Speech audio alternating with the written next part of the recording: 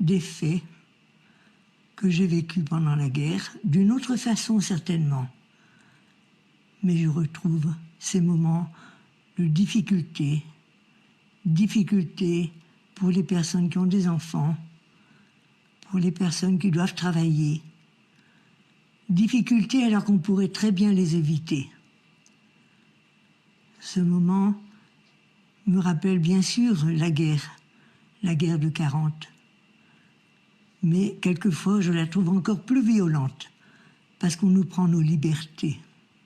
Or, nos libertés, nous les avions pendant la guerre. Malgré le nazisme, eh bien, nous menions une vie normale, en craignant évidemment ce qui pouvait nous arriver, les bombardements, les arrestations, d'accord. Mais des arrestations, on en vit maintenant, puisque les médecins ne peuvent plus travailler. Certains médecins sont obligés d'arrêter. Arrêter des chirurgiens, arrêter des infirmières. Mais quelle honte! En 2021, voir ça, je n'ai jamais pensé que je vivrais une chose pareille. Et alors, on surveille, on est surveillé partout.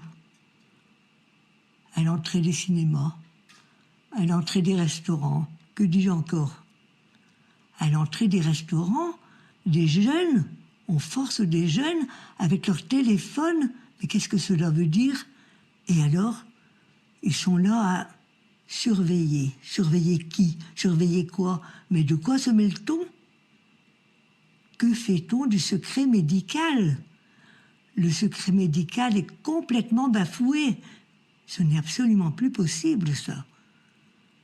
Le secret médical, tout ce que l'on peut comporter dans notre vie, on n'est absolument plus libre de rien.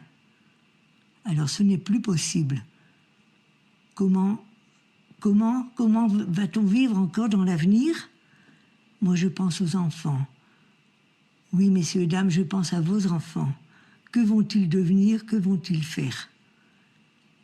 Mais tous ces jeunes, bien sûr, il y en a encore beaucoup de très bien, je le sais.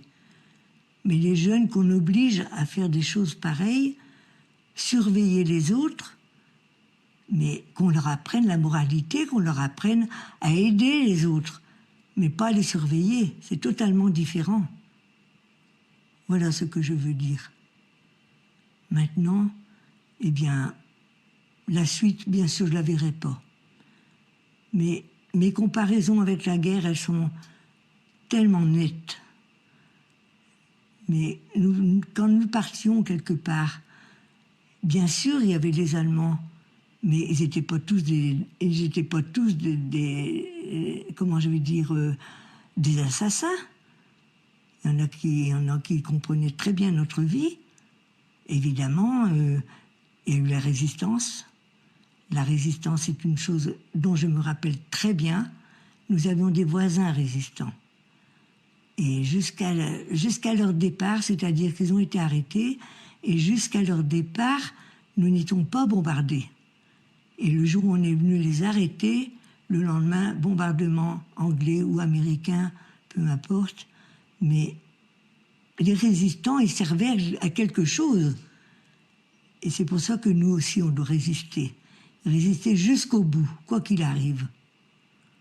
Voilà ce que je voudrais laisser à tous ceux qui nous suivront. La guerre, ce n'est pas beau. Eh bien, nous sommes dans une guerre psychologique que l'on ne peut nullement accepter. Et j'espère bien que la justice un jour se fera. Je ne suis pas méchante, mais il y a une justice. Il faudra bien qu'elle se fasse. Il y a trop de personnes qui souffrent.